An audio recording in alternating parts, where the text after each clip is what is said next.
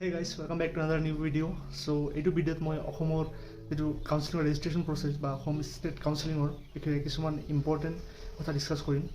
যিবিলাক কথা আপোনালোকক সুধি আছে মই বাট এনচাৰ দিব পৰা নাই বা আপোনালোকৰ যিবিলাক ডাউট আছে চব একেলগে এইটো ভিডিঅ'ত বহুত কথা ক'ব গৈ আছোঁ। চ' ভিডিঅ'টো লাষ্টলৈ চাব যাতে আপোনালোকৰ লাষ্টলৈ চালে যিবিলাক ডাউট আছে ডাউটবোৰ ক্লিয়াৰ হয়। চ' বিফৰ ষ্টাৰ্টিং দ্য ভিডিঅ' যদি চেনেলটোত নতুন আহিছে দেন চেনেলটো ছাবস্ক্ৰাইব কৰি ল'ব, কাৰণ এইটো চেনেলত নিউজ ৰিলেটেড আৰু MBBS ৰিলেটেড ভিডিঅ'বোৰ বনোৱা হয়। চ' চেনেলটো ছাবস্ক্ৰাইব কৰি ল'ব আৰু ছাপোৰ্ট কৰি যাব। চ' অলপ ভিডিঅ'টো ষ্টাৰ্ট কৰোঁ। চ' ইয়াতে মই টপিকবোৰ লিখি লৈছোঁ যিবিলাক আপোনালোকক সুধি আছে বা যিবিলাক আপোনালোকৰ দৰকাৰ হৈ আছে। চ' এতিয়া এটা আপোনালোকক মই ক'ব ট্ৰাই কৰিম। চ' ফাৰ্ষ্ট টপিকটো লৈ আহিছোঁ এতিয়া OMR শ্বীট লৈ। চ' OMR শ্বীট লৈ মানে বহুতৰে টেনশ্যনত আছে যে OMR শ্বীটৰ অপশ্যনটো এইবাৰ কাউন্সিলিঙত দি দিছিল। চ' বহুতেই টেনশ্যনত আছিল যে কি হ'ব কি নহ'ব। চ' বহুতে মোক মেছেজ কৰি আছে, বাই কৰি আছে, মই ট্ৰাই কৰি আছিলোঁ। এট লাষ্ট সিহঁতে মোৰ ইউটিউব চেনেলৰ থ্ৰু দি মানে বহুতে ইউনাইটেড হৈছিল। চ' তাৰ বাবে এটা মেছেজ আহিছে মোৰ লৈ, মেছেজটো চাই ল'ব। মেছেজটো মই স্ক্ৰীণত দেখাই দিছোঁ। চ' ইয়াতে কৈছে মানে নিট এছপাইৰেণ্ট এজনে মানে তোমালোকৰ নিচিনাই যে মোক থেংক ইউ দিছে। চ' বহুত ভাল লাগে এনেকুৱা মানে মেছেজবোৰ পালে। চ' মোক ইনস্পায়াৰ কৰে মানে আৰু যাতে আপোনালোকক হেল্প কৰিব ফিউচাৰত।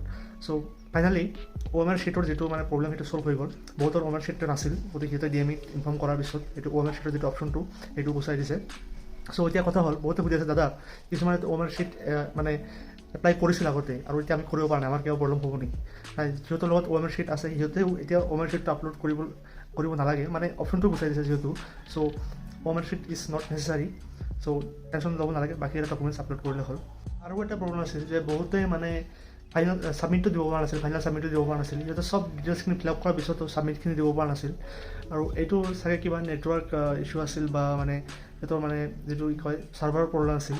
এতিয়া সেইটো মানে ছল্ভ হৈ গৈছে, গতিকে যিহঁতে মানে দিব পৰা নাছিল সেইসকলে এতিয়া ছাবমিট কৰিব পাৰিছে। গতিকে হোপ প্ৰব্লেমটো ছল্ভ হৈ গৈছে এতিয়া। আৰু কিছুমানে সুধিছে যে দাদা আমাৰ যে মানে ছাব কেটেগৰীৰ কিছুমান ষ্টুডেণ্ট আছে সিহঁতেও ছাবমিট কৰিব লাগিব নেকি, মানে ৰেজিষ্ট্ৰেশ্যন প্ৰচেছটো মানে সিহঁতেও এটেণ্ড কৰিব লাগিব নেকি? চ' সেই বিষয়ে মই আগতেও কৈছিলোঁ কোনে কৰিব নালাগে, বাট তথাপি মই আৰু এবাৰ কৈ দিছোঁ কোনে ছাবমিট কৰিব নালাগে আৰু কোনে কৰিব লাগিব। চ' মই টেবলেটত দেখাই দিছোঁ।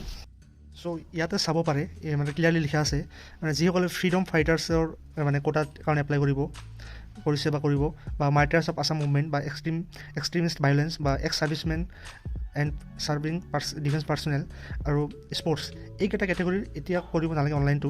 সিহঁতৰ মানে অফলাইন হ'ব। আৰু এইটো নটিছ মানে কেতিয়া হ'ব, নিউজ পেপাৰ বা অফিচিয়েল যিটো ৱেবছাইট আছে DME তাতে দি দিব যে এইকেইটা মানে কেটেগৰী বাদ দি বাকী যিমান আছে চবকেইটা এতিয়া মানে ৰেজিষ্ট্ৰেশ্যন কৰিব লাগিব আৰু অনলাইন মানে ৰেজিষ্ট্ৰেশ্যনত পাৰ্টিচিপেট কৰিব লাগিব, তেতিয়াহে ছিটটো থাকিব।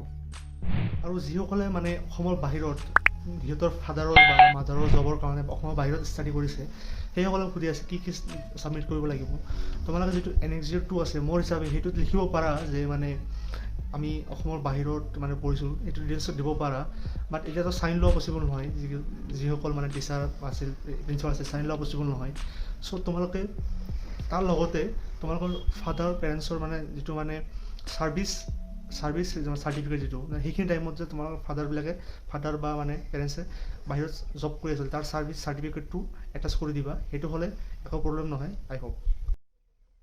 আৰু এটা প্ৰব্লেম আহি আছে যে কিছুমানে যিটো মানে মোবাইল নম্বৰটো ৰেজিষ্ট্ৰেশ্যনৰ সময়ত লাগে, মোবাইল নম্বৰ যোৱাবাৰ মানে এপ্লাই কৰিছিল সেইটো এইবাৰ এপ্লাই কৰিব পৰা নাই, মানে তাতে লিখা আহে অলৰেডি ৰেজিষ্টাৰ্ড বুলি, গতিকে মানে এইবাৰ ছাকচেছফুলি মানে সেইটো মানে কৰিব পৰা নাই।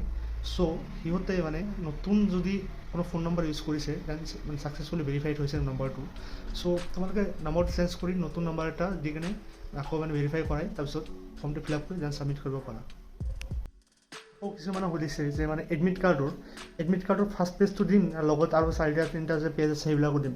তোমালোকে ফাৰ্ষ্ট পেজ য'ত তোমালোকৰ ডিটেইলছবিলাক দিয়া আছে সেইটো পেজটো দিলেই হ'ব, বাকী যিবিলাক নট নেচেচাৰী যিবিলাক পেজ আছে সেইবিলাক নিদিলেও হ'ব। আৰু বহুতে সুধি আছে মানে NXGৰ বিষয়ে, NXGৰ ৰিলেটেড বহুতো ডাউট আছে, সেইকেইটা মই কৈ আছোঁ এতিয়া। চ' NXGৰ 1 to 10 10টা অপশ্যন দিয়া আছে, বাট বহুতে সুধি আছে 10 নম্বৰটো কি।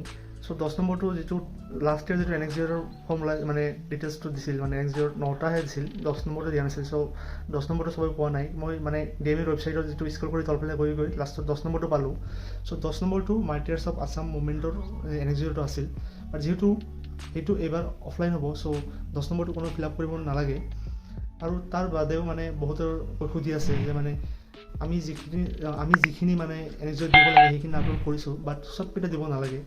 মানে ধৰি লোৱা এটা general category OBC caste OBC certificate যিবিলাক NXO সেইবিলাক দিব নালাগে বা সেইবিলাক দিব নালাগে।